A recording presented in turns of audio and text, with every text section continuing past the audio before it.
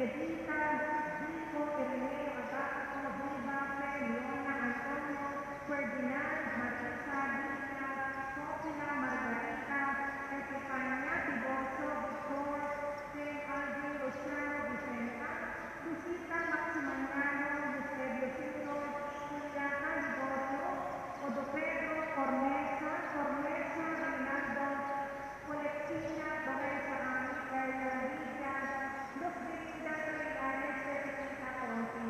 At para sa lahat ng mga kalusa, lalo-lalo na noong mga walang nakakaalala.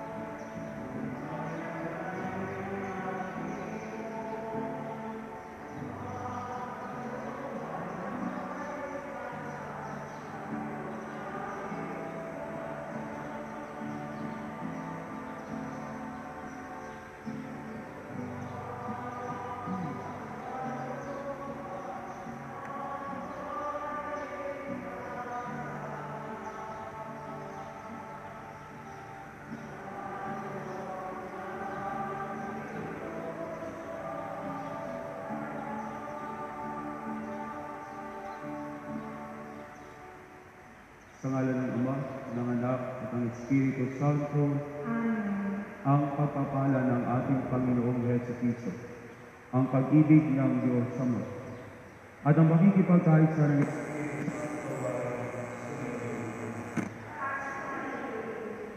mga kapatid, aminin natin ang ating mga nagawang mga pagkakasala upang tayo maging marapat gumanap sa banal na pagdiriwang.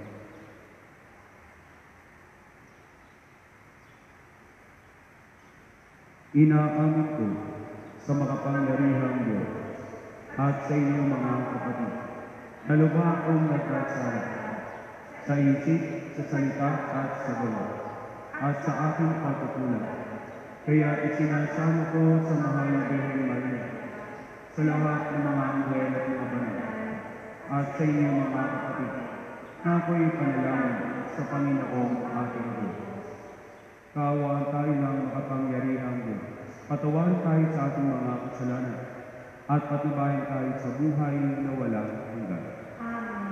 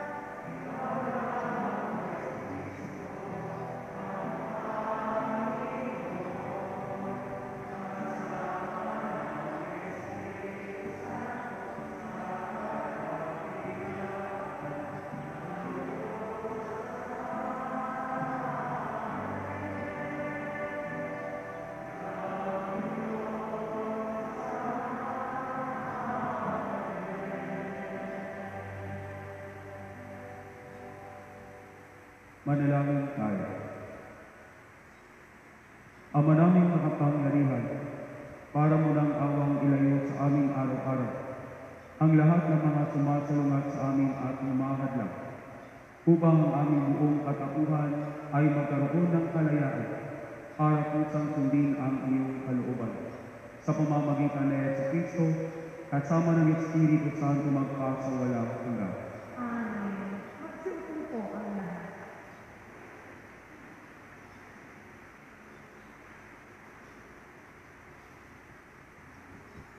Pagbasa mula sa aklat ng karunungan.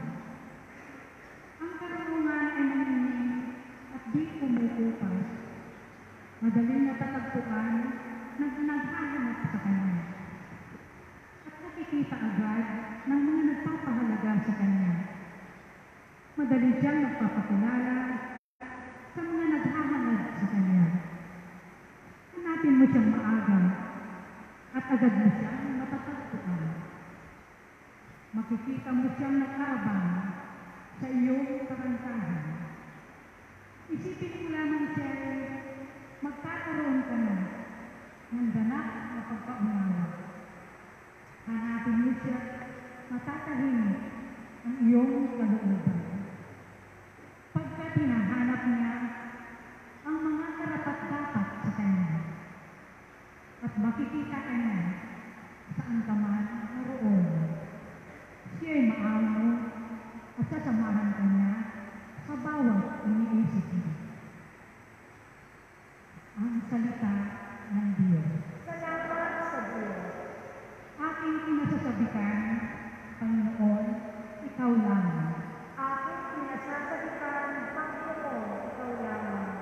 O Diyos, ikaw ang aking Diyos na lagi kong hinahanap. Ang uhaw kong kaluluway, tanging ikaw ang iyong human. Para akong tuyong lupa, sa tubig ang siyang luna. Aking pinasasabitan, Panginoon, ikaw lamang. Bayaan mo sa sanktuaryo, sa lugar na dating banal. Ikaw ro'y mamamasdan ko, sa likas mong karangalan. Ang wagas na pag-ibig mo'y mahigit pa kay sa buhay. Kaya ako'y magpupuri, ikaw ang pag-uukulan. Aking pinasasabitan, Panginoon, ikaw lamang. Habang ako'y nabubuhay, ako'y magpapasalamat. At ako'y dadalangin na kamay ko'y nakataas. Itong aking kaluluway, sakaling may kasiyahan, magagalak na umami ng papuring iaalan. Aking pinasasabitan, Panginoon, ikaw lamang. Laman ka ng bulita ko, samantalang nahihimay. Magdamag na palaging iniisip ko, ay ikaw. Pagkat ikaw sa tuwina, ang katulong na malapit, sa lilim ng iyong pakpak, galak ako umaalit. Aking pinasasabitan, Panginoon, ikaw lamang. Pagbasa mula sa unang sulat ng Apostol San Pablo sa mga taga-Tesalonica. Mga kapatid, ibig namin malaman ninyo ang katotohanan tungkol sa mga namatay na, nang hindi kayo magdalamhati, tulad ng mga taong walang pag-asa. Naniniwala tayo na si Jesus ay namatay at muling nabuhay. Kaya naman, naniniwala tayong pupuhayin din ng Diyos ang lahat ng namatay na nananalig kay Jesus upang isama sa Kanya. Ito ang aral ng Panginoon na sinasabi namin sa inyo. Pagparito ng Panginoon, tayong mga buhay ay hindi mauuna sa mga namatay na. Sa araw noon, kasabay ng malakas na utos ng tinig ng arkanghel at ng tunog ng trompetang Diyos, bababa ang Panginoon mula sa langit. Bubuhayin muna ang mga namatay na nananalig kay Kristo. Pagkatapos, tayong mga buhay pa ay titipunin niya sa ulap at isasama sa mga binuhay upang salubungin sa papawirin ang Panginoon. Sa gayon makakapiling niya tayo magpakailanman. Kaya nga, mag-aliwan kayo sa pamamagitan ng mga aral nito. Ang salita ng Diyos. Salamat sa Diyos. Magsipaliko na.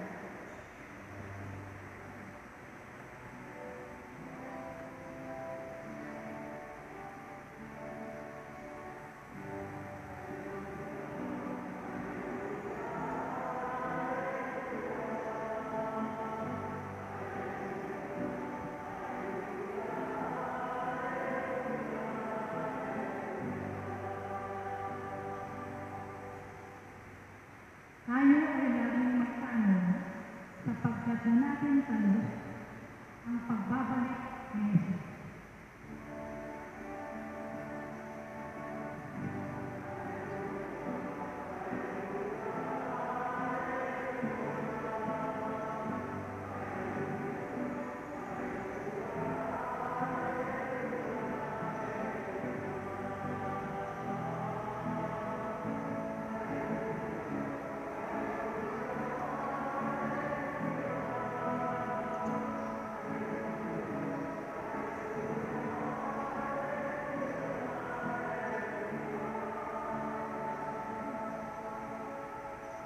Sumainyo ang Panginoon.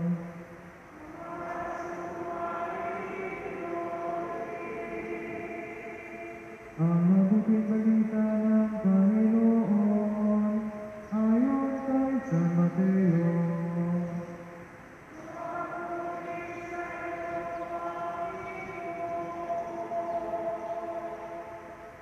Noong panahong iyon, sinabi ni Jesus sa kanyang mga alagad ang kalinhagang ito. Dito may tutulad ang pagpasok sa kaharian ng Diyos. May 10 dalagang lumabas upang sumalubong sa lalaking ikakasal. Bawat isa ay may dalang ilawan. Ang 5 sa kanila ay hangal at ang 5 ay maratalino. Ang mga hangal ay nagdala ng kanilang mga ilawan, ngunit hindi nagbaon ng langis. Subalit ang maratalino ay nagdala ng langis, bukod pa sa nasa kanilang ilawan. Nabalang ng dating ang lalaking ikakasal, kaya't inantok silang lahat at nakatulog. Ngunit ang hating gabi na ay may sumigaw, "Narito na ang lalaking ikakasal, salubungin ninyo." Agad nagbangon ang 10 dalaga at inayos ang kanilang ilawan. Sinabi ng mga hangal sa maratalino, "Bigyan naman ninyo kami ng kaunting langis. Aandak-andak na ang aming mga ilawan. Baka hindi magkasya ito sa ating lahat," tugon ng maratalino. "Mabuti pa ay pumunta muna kayo sa nagtitinda at bumili ng para sa inyo." Kaya't lumakad ang 5 hangal na dalaga. Samantalang bumibili sila, dumating ang lalaking ikakasal.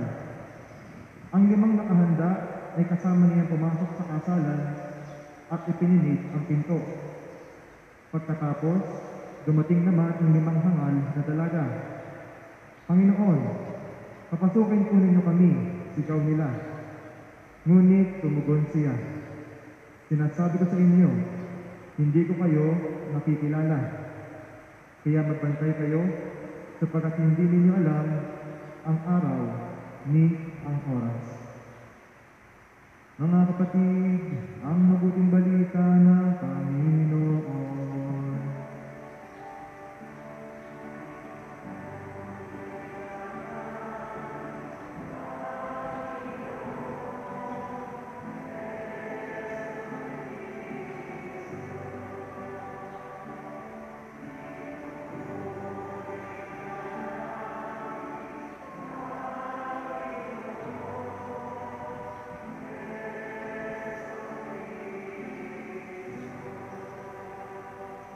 Ang lahat po ay magsusunod. Magandang umaga po sa inyong lahat. Magandang umaga din po, Padre. At sa lahat po ng mga nanunukod at nakikisa sa ating pong banal na pagdiriwang sa kanila pong mga tahanan, tanggapin po ninyo ang biyaya at pagpapala ng Diyos. Nakakabahala at tunay na nakakatakot ang babala sa ating pong Ebanghelyo. Ngayon pong ika-32 linggo sa karaniwang panahon. Dalawang larawan po ang ginagamit sa talinghaga upang ipahawati ang babala ito. Una po ay ang pagsasara ng pinto sa kasalan. Tila baga, itinapayuwatig ito na hindi kasama sa kasayahan ang mga taong hindi nakapaghanda. At ang pangalawa ay walang iba kundi ang pagtakwil sa 5 dalagang hangal at hindi pinapasok sa kasalan. At ang sabi pa, sino kayo at hindi ko kayo kilala. Tila baga ipinapahiwatig na wala sa lugar ang 5 dalagang hangal na ito. At kung pagsamahin po natin mga kapatid, ang dalawang larawang ito, ang ipinapahiwatig ay walang iba kundi ang hindi pagpasok sa langit, sa kaharian ng Diyos. Kaya nga, napakagandang babala ito sa bawat isa sa atin. Napakagandang paalaala sa bawat isa sa atin.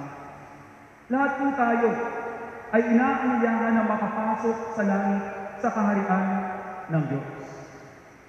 Subalit ang napakalaking tanong, handa ba tayo? At ano ang klaseng paghahanda ang ginagawa natin upang tayo po ay makapasok sa kaharian ng Diyos, sa langit na inihanda ng Diyos? Kaya nga, mga kapatid, isipin natin, balikan natin, ano ba ang nangyari sa ating buhay bilang isang Kristiyano? Ano ba ang ginawa kong paghahanda upang ako ay makapasok sa kaharian ng Diyos? Maganda na isipin natin, una tigit sa lahat, hindi natin alam kung kailan darating ang Diyos. At dumadating ang Diyos sa buhay ng bawat isa sa atin sa iba't ibang pamamaraan. Naalala ko po ang kwento tungkol sa isang lalaki. Gusto po niya na makausap at makita ng personal ang Diyos. Kaya pumunta po siya sa kanilang parokya, sa simbahan. Nagdasal ng matinting. At ang sabi niya, alam ko po, Panginoon, hindi po ninyo ako bibiguin. At tapat kayo sa inyong pangako. Alam ko, kapag hiniling ko na gusto kong makausap kita ng personal, makita kita ng personal, ay pagbibigyan ninyo ako.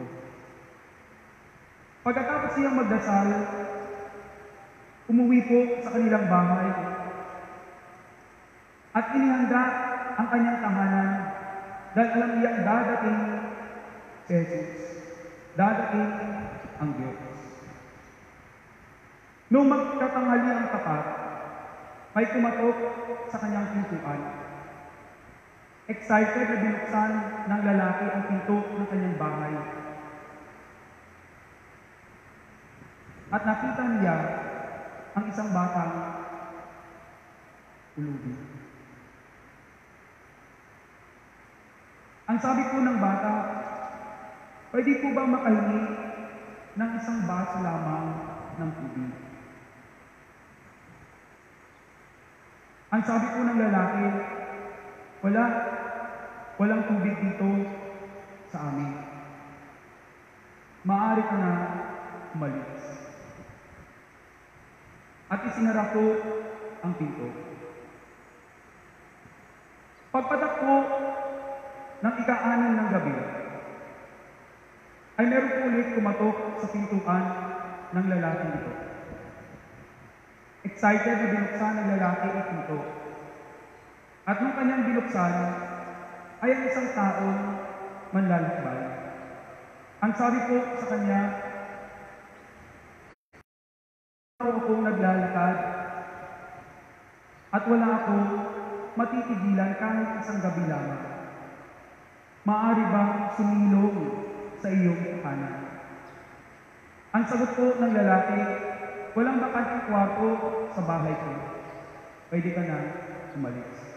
At isinara ang pintuan. Nung maghahating gabi na, ay may kumatok sa pinto ng bahay ng lalaki ito. Excited na excited ang lalaki.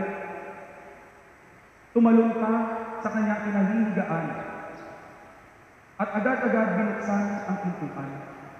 Nakita niya ang kanyang kapitbahay at ang sabi sa kanya, pwede mo ba akong tulungan? Ang anak ko ay hindi pa umuwi. Natin. Ang sagot po ng lalaki, pagod na ako at antok na. Pwede bang huwag mo na akong gambalain, hanapin mo ang iyong anak na mag-isa. Isinara ang pinto at bumalik sa kanyang pagkatulog. Sa sobrang sarap ng tulog ng lalaki ito, ay napanaginipan niya na kinakausap siya ng Diyos. Ang sabi niya sa Diyos, di po ba tapat kayo sa inyong pangako? Pero bakit hindi ko kayo nakita ng personal ngayong araw na ito? Ang sabi ko sa kanya ng Diyos, anong ginawa mo sa batang ulubi? Anong ginawa mo sa taong manlalakbay? Anong ginawa mo sa iyong kapitbahay? Hindi mo ba alam na lahat sila ay ang mukha ko? Mukha na nakikisap na tulungan mo. Agad-agad ay humingi po ng paumanhin ang lalaki sa Diyos. Opo, iba't ibang mukha ng Diyos. At sa iba't ibang pamamaraan, dumadating ang Diyos sa buhay ng bawat isa sa atin.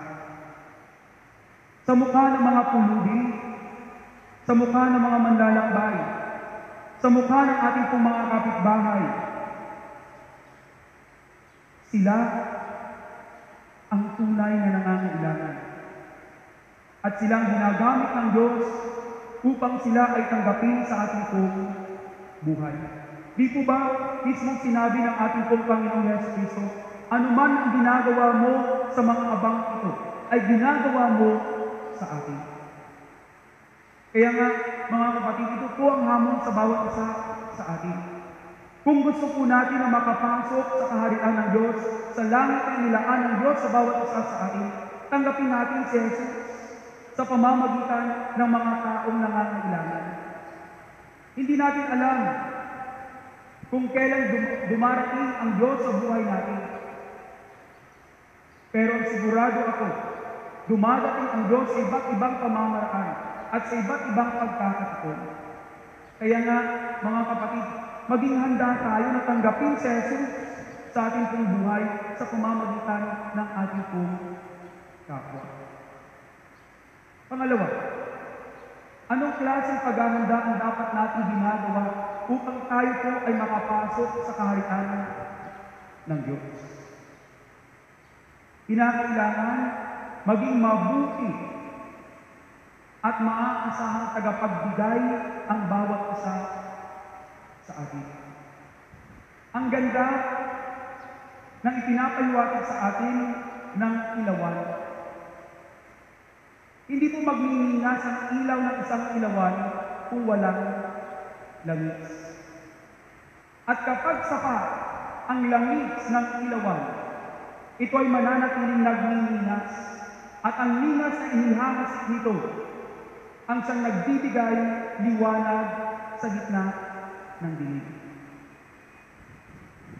Ganyan-ganyan ang buhay ng isang tao. Ang kaputihang loob ay nagsisilbing langis ng bawat isa sa atin.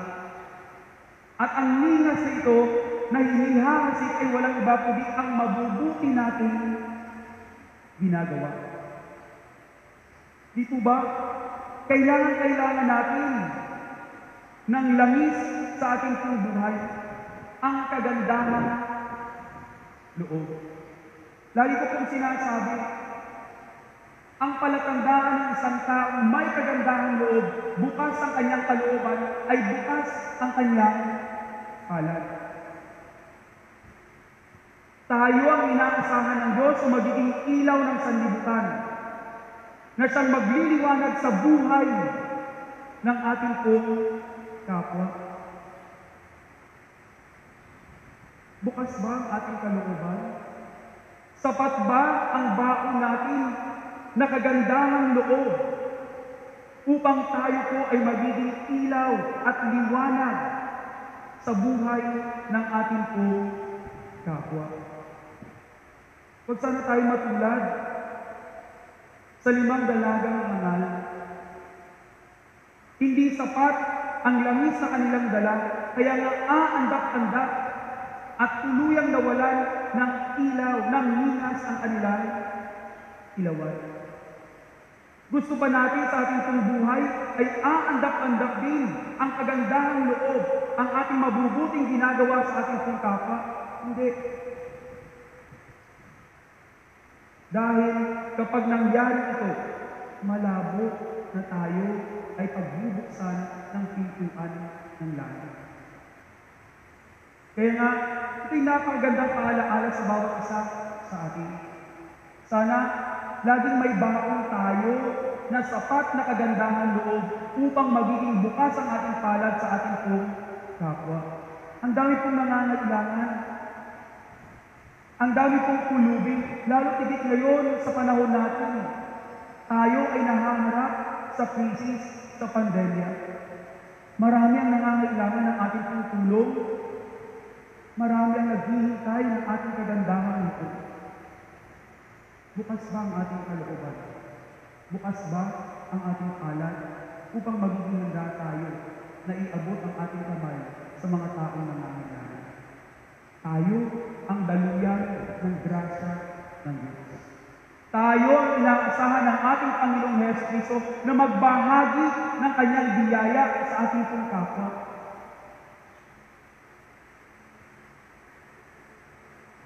Sino po ang ginagamit ng Diyos para makita ang pangangailangan ng ating kapwa? Di po ba tayo? Dahil binigyan tayo ng Diyos ng 2 mata. Sino po ba ang aasahan ng Diyos na yayakap sa mga tao na nangangailangan? Di po ba tayo? Dahil binigyan tayo ng Diyos ng 2 kamay upang yakapin ang mga taong nangangailangan. Sino po ba ang inaasahan ng Diyos na lumapit sa mga taong nangangailangan? Walang iba kundi tayo. Dahil binigyan tayo ng Diyos ng 2 paa para lapitan at hanapin ang mga taong nangangailangan. Opo, ang inaasahan ng Diyos ay magiging mapagbigay ang bawat isa sa atin at magkaroon ng kagandahan loob. Lagyan natin ng sapat na langis ang ating kalooban, ang kagandahan loob, upang tayo ay maghahasik ng liwanag sa buhay ng ating pong kapwa. Pangatlo, ano po ba ang dapat natin ginagawa na paghahanda upang mabuksan ang pintuan ng langit na inilaan ng Diyos sa bawat isa sa atin? Sana matuto tayong magtiis at magkaroon tayo ng tiyaga sa ating buhay. Di po ba? Ang ganda ng sinasabi sa atin ng ating Ebanghelyo na balang, na antalang pagdating ng ikakasal na lalaki. Anong ginawa ng 10 dalagang ito? Naghintay. Ito din ang inaasahan ng Diyos sa bawat isa sa atin. Hinihintay natin ang pagbabalik ng Diyos. At sa pagbabalik ng Diyos, dapat magiging handa ang bawat isa sa atin. Kaya nga dapat, anumang pagsasakripisyo, anumang pagtitiis sa buhay natin, hinaharap natin, huwag tayong sumuko dahil hindi tayo pababayaan ng Diyos. Ang isang tao na may pangarap, na may hangarin sa buhay, ay isang tao na dapat matutong magtiis at maghirap sa buhay. Di po ba, napakasarap lasapin ng isang tagumpay kung ito ay pinaghihirapan. Kung tayo ay nagsisikap at kung tayo ay nagtitiis. Tulad na lamang sa mga magulang. Lahat-lahat ay ginagawa, lahat-lahat ay sinasakripisyo. May mga magulang na gustong-gusto pumili ng damit, ng bagong damit, pero iniisip ang tuition ng kanilang anak. May mga magulang na gustong-gusto pumili ng bagong sapatos, pero ang iniisip ang pang-araw-araw na gastusin ng kanilang anak sa paaralan. Pero, kapag nakita ng magulang ng kanilang anak ay tumatanggap ng sertipiko, patunay at katibayan na sila ay nagtapos at nagtagumpay sa kanilang buhay, ito ba napakasarap sa pakiramdam ng isang magulang? Dahil ang tagumpay ng anak ay tagumpay ng magulang. Oo, nagsakripisyo kayo. Pero ang pagsasakripisyo ito ay nagbunga. Hindi mo man sarili tagumpay, hindi tagumpay ng iyong anak. Napakasarap na sapin ang isang tagumpay kapag ito ay pinaghihirapan. At napakasarap sa pakiramdam na binubuksan ng Diyos ang pintuan ng langit upang tayo ay makapasok dahil ito ang palatandaan na tayo ay nagtagumpay sa ating pong buhay dahil pinaghirapan natin ang ating pong paghahanda upang makamtan natin ang langit, ang kaharian ng Diyos. Napakaganda ng hamon sa atin ang ating pong ebanghelyo. Oo, nakakatakot ang babala, nakakabahala. Pero ito'y napakagandang paalaala sa bawat isa sa atin. Isang paalaala na ang bawat isa sa atin ay inaanyayahan na makapasok sa kaharian ng Diyos. Pero kailangan natin paghandaan ang pagpasok natin sa kaharian ng Diyos. Dapat lagi natin isipin, dumadating ang Diyos sa buhay natin sa iba't ibang pamamaraan at sa iba't ibang pagkakataon. Maging mapagbigay tayo. At langisan natin ang ating buhay sa pamamagitan ng ating pong kagandahang loob upang magasik tayo ng liwanag sa buhay ng ating pong kapwa. Matuto tayong magtiis, maghirap sa buhay dahil masarap na sapin ang tagumpay kapag ito ay pinaghirapan. Sana ang paanyaya ng Diyos ay magbigay sa atin ng pag-asa. Pag-asa ng bawat isa sa atin. Isang araw ay magkakasama sa langit na inilaan ng Diyos. Magandang umaga po sa inyong lahat. Magsitayo po ang lahat. Sabay-sabay po nating ipahayag ang ating pong pananampalataya. Sumasampalataya po sa Diyos sa mga makapangyarihan sa lahat na may gawa ng langit at lupa.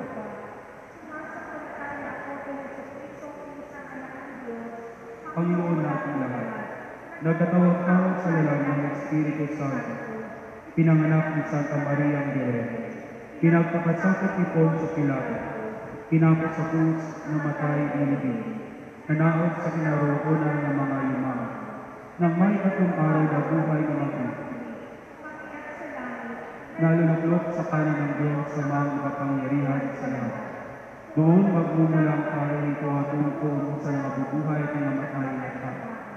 Sumasampalakay naman ako sa Diyos Espiritu Santo, sa banal na simbahan Katoliko, sa kasamahan ng mga banal, sa kapatawaran ng mga kasalanan, sa pagkabuhay na muli ng nangamatay na tao, at sa buhay ng mga hanggan. Amen. Hingin natin sa Diyos na kayanin nating maging handa para sa pagdating ng Panginoong Hesus, para sa bawat kahilingan ang ating pong itutugon. Ama naming mahal, dinggin mo ang aming panalangin. Ama namin mahal, hindi po ang aming panalangin.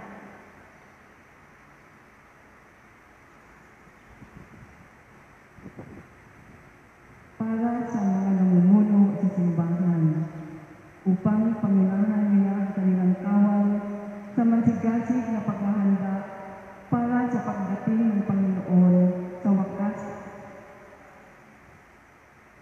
Ay, manalangin tayo sa Panginoon. Ama namin mahal, hindi po ang aming panalangin.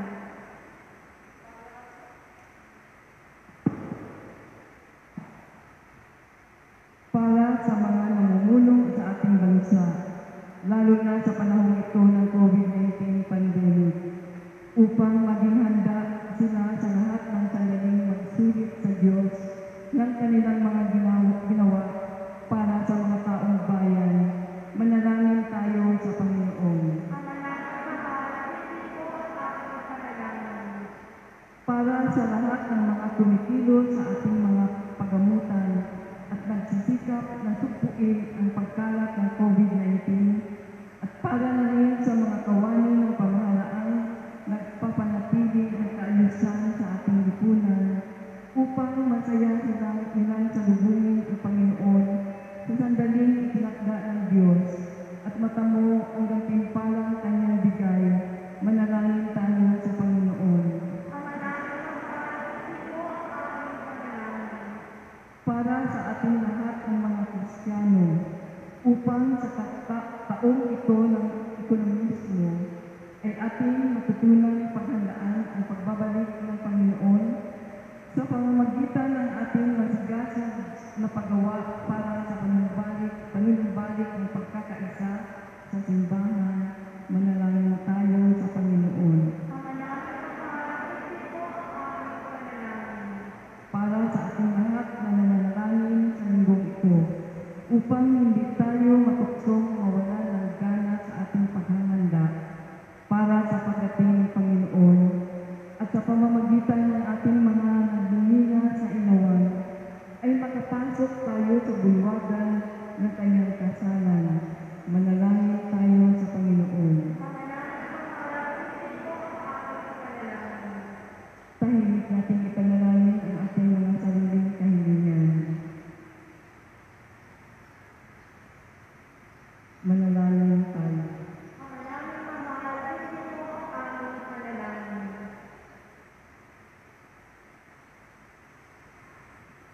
Ama naming mahal, isugo mo sa amin ang iyong Espiritong Banal upang pupawin ang aming mga puso at nang sa pamamagitan ng aming mabubuting gawa at marugdog na pagmamahal ay masigasig naming mapaghandaan ang pagdating ng iyong anak na si Jesucristong aming Panginoon. Amen. Magsupo po ang lahat.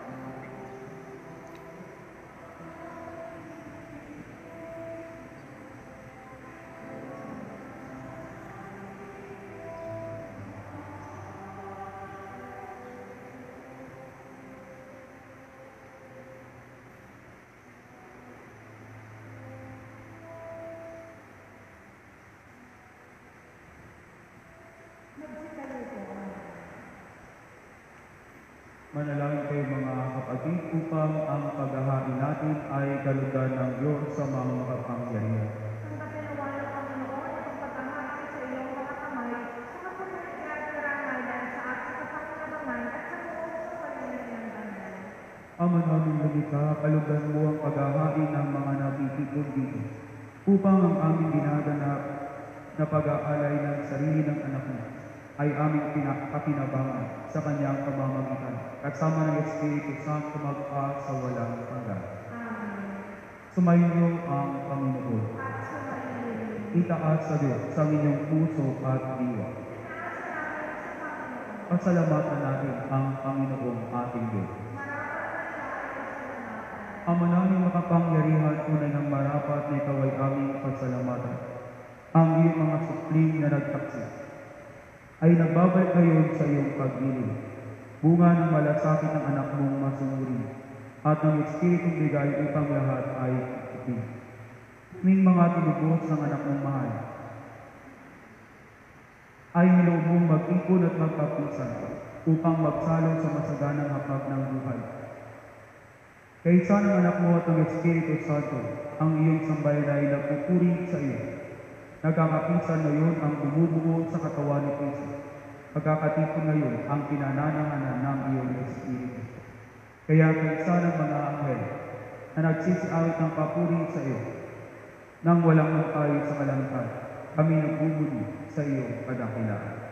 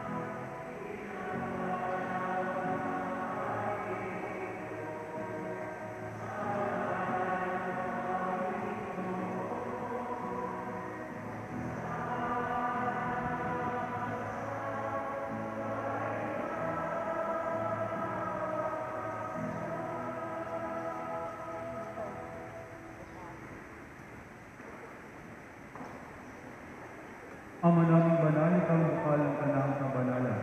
Kaya sa pamamagitan ng iyong Espiritu gawin mong banal ang mga kaloob na ito, upang para sa amin maging katawan at dugo ng aming Panginoong Yesu Cristo. Bago niya pinagtiisang usang loob na maging handog, hinawakan niya ang tinapay. Pinasalamatan kaniya. Pinaghati-hati niya ito. Iniabot sa kanyang mga alagad at sinabi, tanggapin niyo lahat ito at kanin. Ito ang aking katawan, kaya ito para sa iyo.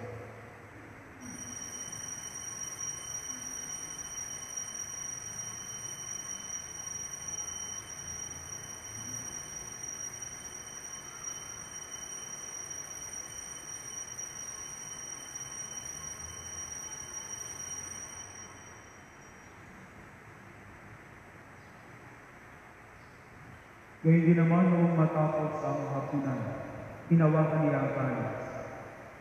Huling kaniyang pinasalamatan. Iniabot niya ang kanin sa kanyang mga alagad at sinabi, tanggapin niyo lahat ito at inumin. Ito ang kanis ng aking dugo. Ang bago at walang hanggang ito, ang aking dugo, na ibubuhos para sa iyo at para sa lahat, sa kapagpapatawad ng mga kasalanan. Gawin niyo ito sa pag-ala-ala sa akin.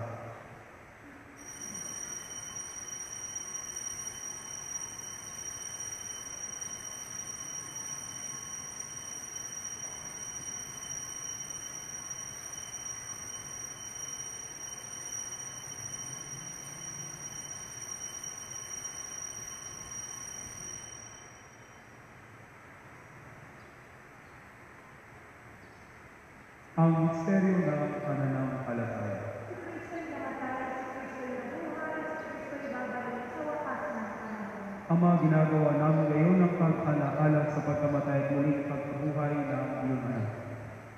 Kaya't inaalala sa iyong tinapay na nagbibigay buhay at kalis na nagkakaloob ng kaligtasan. Kami nagpapasalamat dahil kami yung minarapat na tumayo sa harap mo para maglingkod sa iyo. Isinasama namin kaming magsasalot-salot sa katawan at tubo ni Kristo ay mabuklod sa pagkakaisa sa pamamagitan ng Espiritu Santo. Ang malingapin mo ang iyong simbahang laganap sa buong daigdig. Puspusin mo kami sa pag-ibig. Kay San Francis na aming Santo Papa, ni Francisco na aming Obispo, ni Loli na kanyang katuwang na Obispo at ng kanang kapalgan. Alalahanin mo sina Nanay Linda at Eugene na tinawag mo mula sa daigdig nito. Noong sila'y binlagay, sila'y nakaisa ni Kristo sa pagkamatay. Ngayong sila'y pumanaw, naway makaisa sila ni Kristo sa pagkabuhay. Alalahanin mo rin ang mga kapatid namin na himlay, ang may pag-asang sila'y muling mabubuhay, gayon din ang lahat ng mga pumanaw. Kaawan mo sila at patuloyin sa iyong kaliwanagan. Kaawan mo kami dapat kami lahat na makasalo sa iyong buhay na walang wakas. Kay San Mahal na Birheng Maria na ina ng Diyos.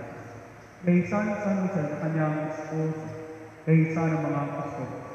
San Antonio ng Padre, San Jose Marelo at ang lahat ng mga banal na namuhay dito sa daigdig ng kalugod-lugod sa iyo. May pagdiwang gawa namin ang pagpupuri sa kararangan mo sa pamamagitan ng iyong anak na aming Panginoon Yesu Cristo.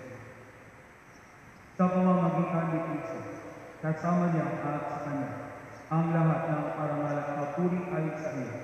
Diyos sa mga makapangyarihan, kasama ng Espiritu Santo, magpa sa walang hanggan.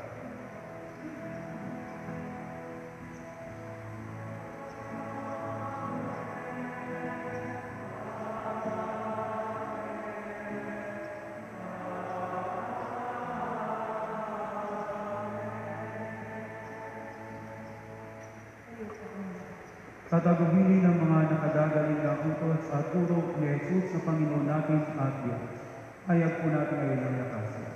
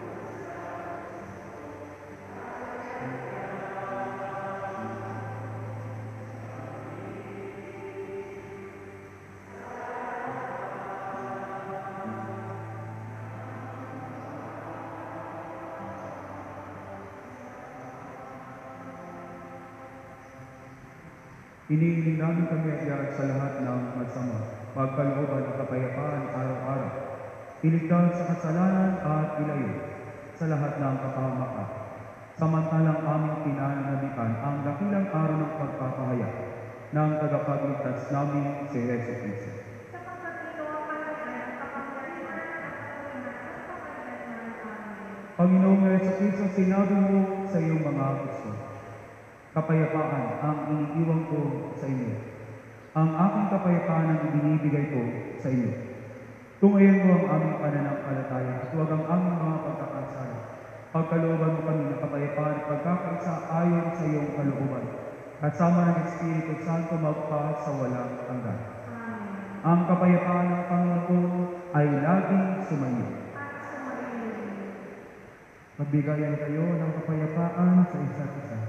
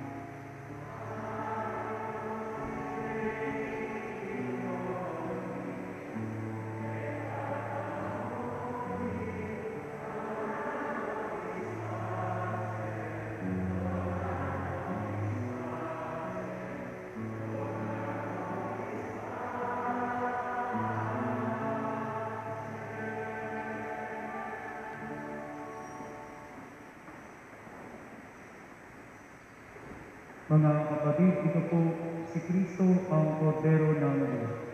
Siyang nagalit sa mga kasalanan ng sanlibutan. Mapapalad po tayong lahat na kanyang inaanyayahan.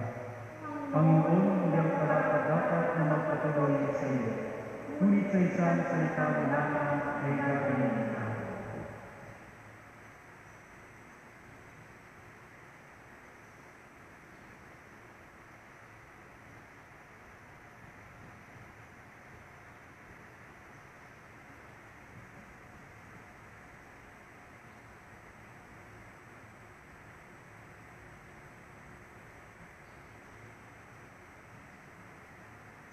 Ang katawan ng Kristo. Amen.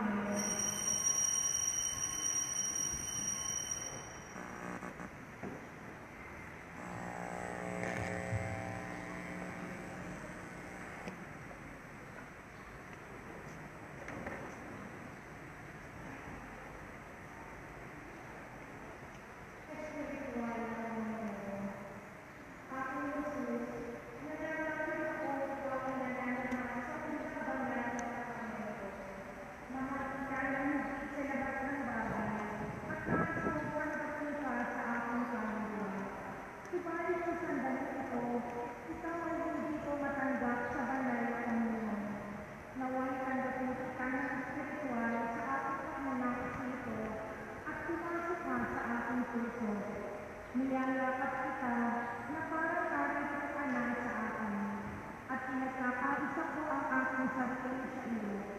Huwag mo unalaan ako kung mawalit sa iyo. Sinabi ang karatat sa COVID-19. Makapangyarihan at kapagmamahal na Ama, nagsusumamo kami sa iyo upang hilingin ang iyong patnubay laban sa COVID-19 na nagpapahirap sa marami at pumipigil ng maraming buhay. Gabayan mo ang mga dalagmasang nakatasan na tumutla sa mga lunas at paraan para ihinto ang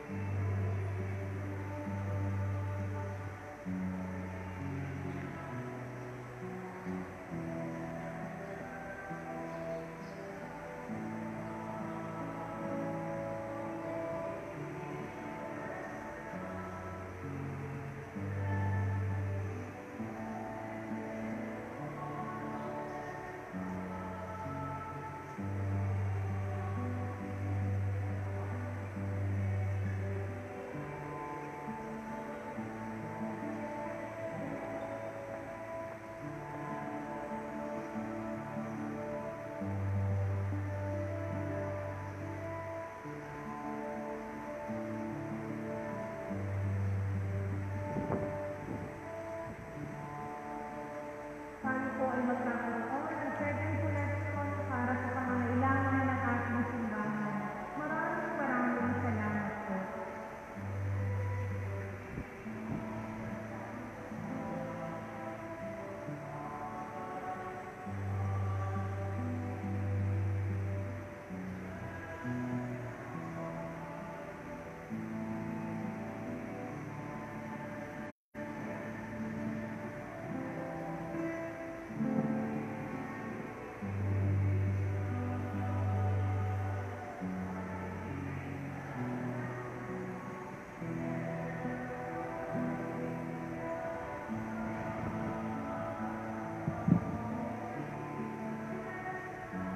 Mga paalaala po sa atin.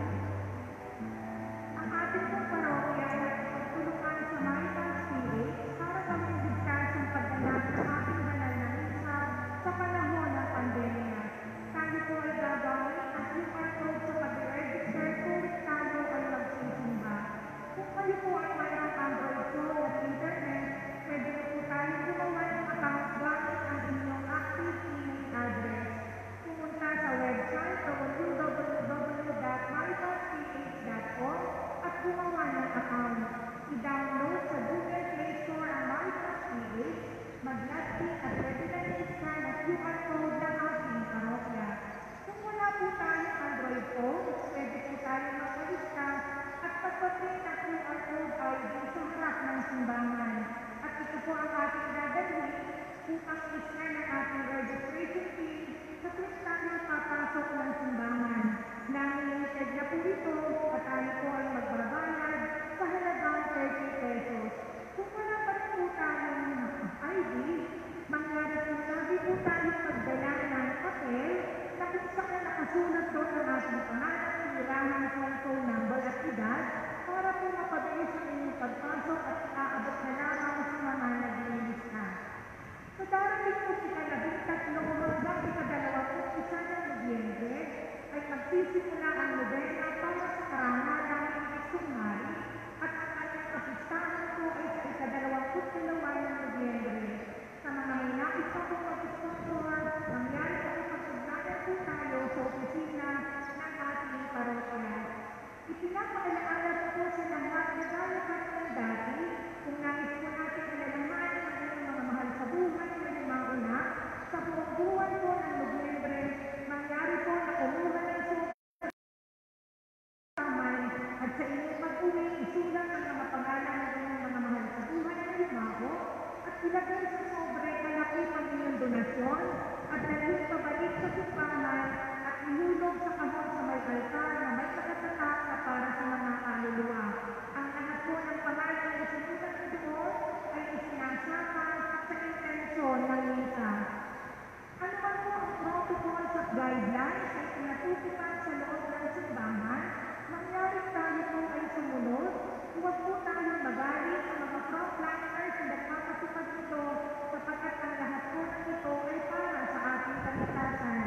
At bilang pagtugon sa pagsusil sa pandemya, ang ating parokya ay nagpagawa ng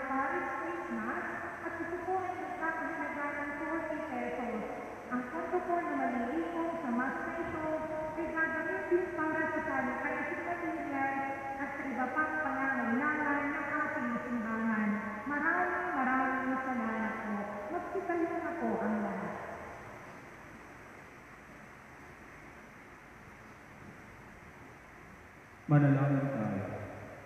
Ama naming mapagmahal, tinatanaw naming utang na loob ang banal na pakikinabang at inilulog namin ang Espiritu Santo ay mag-umapaw sa kalooban namin kanyang pinigid ng iyong kadakilaan upang ang iyong kagandahang loob ay manatili sa aming palagian. Sa pamamagitan ni Jesucristo, kasama ng Espiritu Santo magpa sa walang hanggan.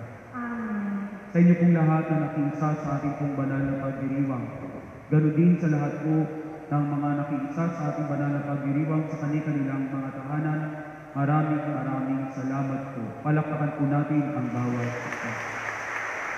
Ganoon din po ang ating lubos na pasasalamat sa lahat po ng mga naglingkod sa altar, ang ating pong commentator, ang ating pong mga lay ministers, ang Morelos Alternites at Marelets, ang ating pong Sacristan Mayor, ang ating pong mga lectors, ang ating pong MDG, ang ating pong Sokong, ang choir, lalo tigit po ang ating mga ushers. Maraming salamat po. Palakpakan po natin sila naman.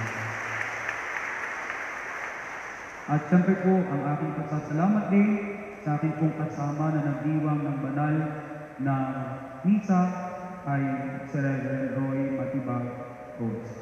Maraming salamat. Sumainyo ang Panginoon. At sumainyo rin. At pagpalain nawa kayo ng makapangyarihang Diyos. Ama, Anak, at Espiritu Santo, ang ating pong banal na pagdiriwang ay naialay na umayo kayo sa kapayapaan at pag-ibig ni Kristo. Salamat sa Diyos. Palakpakan po natin ang ating pong Panginoon. Magandang umaga po sa inyong lahat. Mag-ingat po kayo sa inyong pag-uwi.